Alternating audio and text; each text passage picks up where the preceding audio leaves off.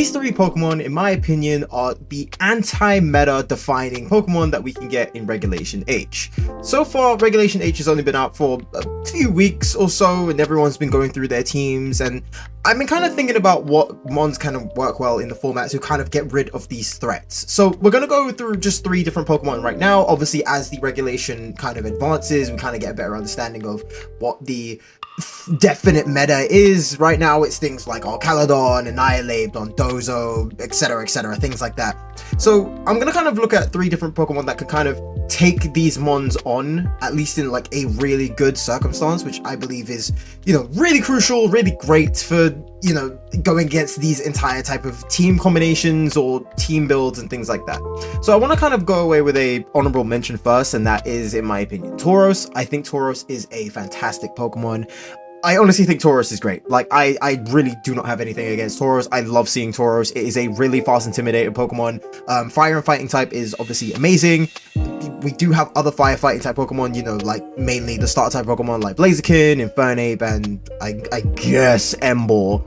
But the only thing that sets Tauros apart from them is that it has Intimidate. Again, Intimidate is very, very good. It knocks down physical attackers. It is a beautiful ability to have.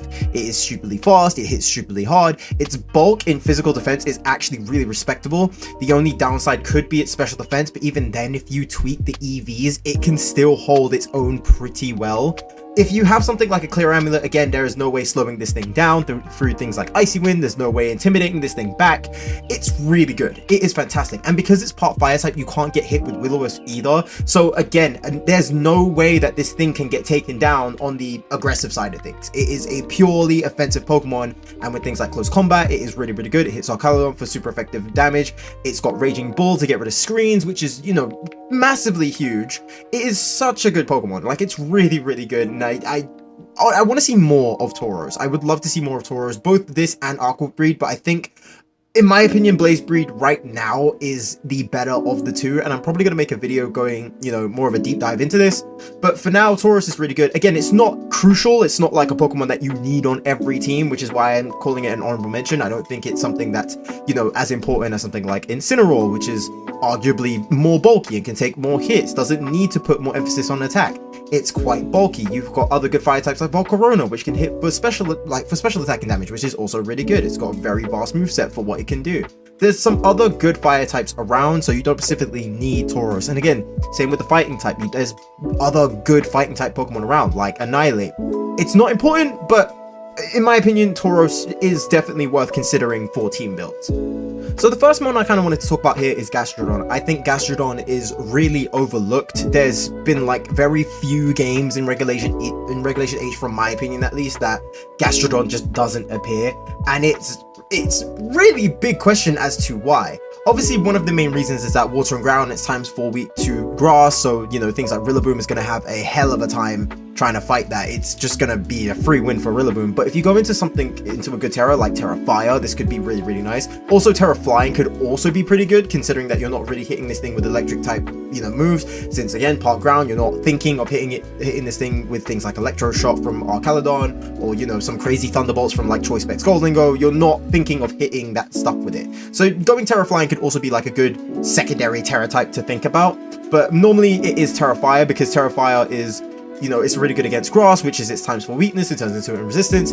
It can, obviously, for the moveset of ground and rock type moves, you have a moveset that can counter that. Things like Earth Power, Muddy Water, Ice Beam, even Hydro Pump can be like really good uses for it. And if try and hit it with water types, it's got Storm Drain, which is just, you know, amazing right now, considering that you've got Weather Ball, Pelipper running around all over the place. You have Hyper Voice Primarina, which granted, it doesn't stop a spread move, but it will still give Gastrodon a really good buff to make it. You could even go very niche and go for something like Terra Grass or Terra Steel, or, you know, even Terra Poison, and just go get the special attack boost from Primarina, Terra, and then just go absolutely off against Primarina back. It's pretty good. It's, in my opinion, Gastrodon is very, very solid. Its bulk is very incredible for this regulation. It can tank like so much good damage. We actually did a video of a Gastrodon team that I've made, and it also has Tauros in it, so I just wanted to brag and kind of show off Tauros as well. But if you guys want to see that, link's in the description below. And we actually managed to tank a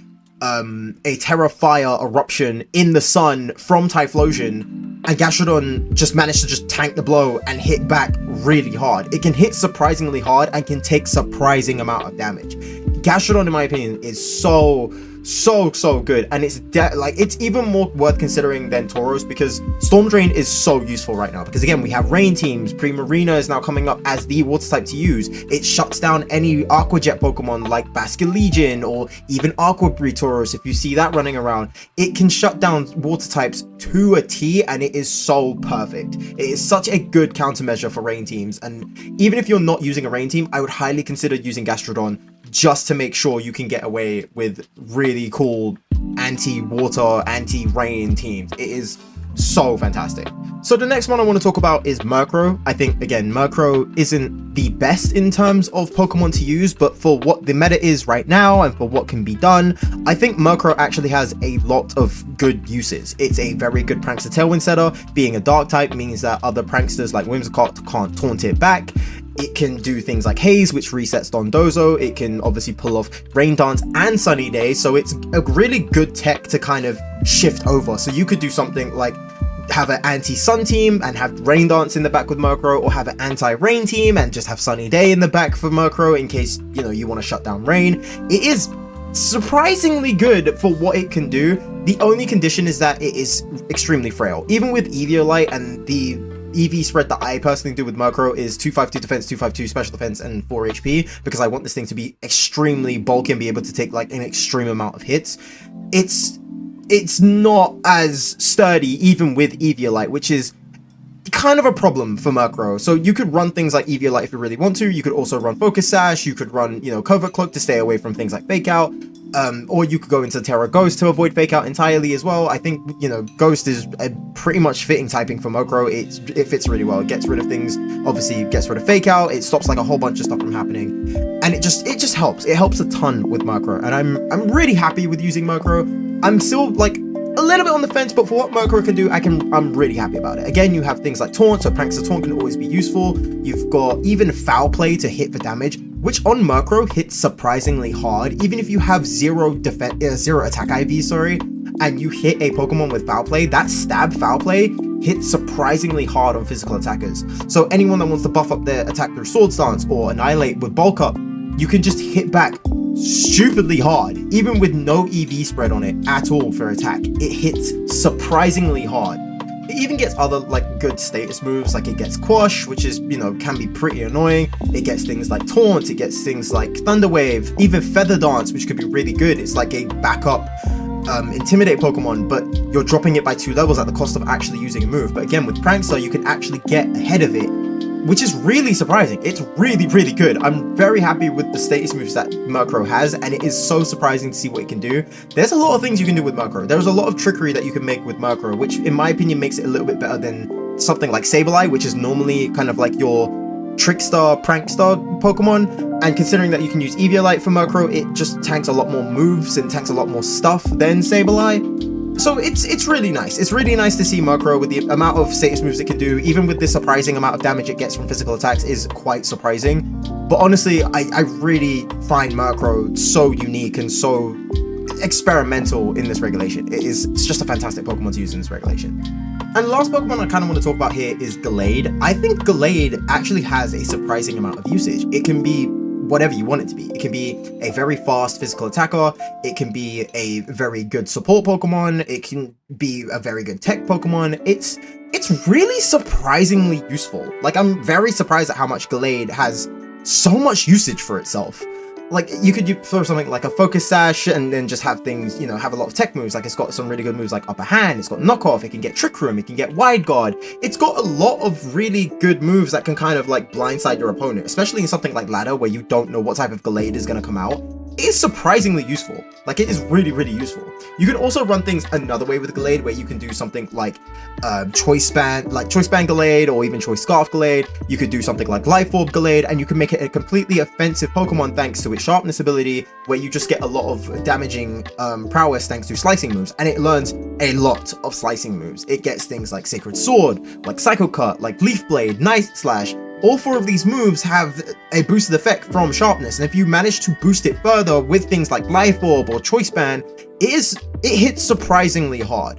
And the fact that most of these moves, I think even all of these moves, have a heightened chance to crit, Gallade can be pretty unstoppable if you can manage to pull that off. It is absolutely insane. It's completely nuts how strong Gallade can be. And I've also seen a lot of Gallades use Terra Fire to try and stay away from fairy types, which is also, you know, one of its bigger weaknesses. But you're not really seeing a lot of fairy types getting used. Again, the main one that you're pretty much seeing is something like Primarina, where Primarina is just literally running around being part water type. You have a chance of a critical hit Leaf Blade, and you could just completely swamp it out. It is absolutely insane. So in my opinion, Gallade is just so great. Like, Gallade is really, really useful. It has so many good uses. And Gallade with the EV spread can also be, like, you know, really useful. Like, it's very, very useful. Like, if you have a Brave Nature Gallade to help you set up for things like Trick Room, it can be surprisingly slow. With 0 IVs and 0 EVs on speed with a minus nature, it's 76 speed, which is really, really slow. Like, it is surprisingly slow. So it can kind of compete in Trick Room a little bit. It won't compete with, like, the heavy hitters like Ursaluna, obviously, or things like Torkoal if they're, you know, adjusted, especially Ursaluna. If it's adjusted for Trick Room, it's not really going to fare that well. But then when you have things like Focus Sash, that's where the play kind of comes in there. So you have at least one turn to kind of show that off. And again, with things like Hyper Voice, you have Wide Guard, so you kind of force Ursaluna into a corner where it has to do a single target move, which is, you know, really useful. It's really, really useful. And if you want it to be, you know, a really fast physical attacker, if you got a full IV, full EV speed plus nature, 145 is also a very respectable speed. It's very respectable. Like, it's really freakishly fast. So it can be freakishly fast and hits really hard if you want it to be, but it can also be very slow to help you and aid you within Trick Room, because it's got, like, just all these good uses. And I'm really happy that Gallade is here now. The amount of creativity that you can do behind Gallade is crazy to me. It's absolutely crazy to me, and I really like that Gallade is in the limelight now. I don't think we've actually had Gallade in the limelight at all since its release back in Generation 4, but Gallade is just so surprising. It is really surprising here, and I am so happy that Gallade is, like, ready to take things on. In my opinion, I think Gallade can have such a good run in Regulation H if the team and the EVs and all the stats are kind of, like, placed where they need to be. But that's kind of it for my opinion. What do you guys think? What do you think is, like, the anti-meta Pokemon of Regulation H so far? But if you like this type of concept of video, let me know in the comments below. Let me know what your favorite anti-meta Pokemon is. Let me know what your favorite Pokemon is so far in Regulation H. And I will see you guys in the next video. Take care. Bye.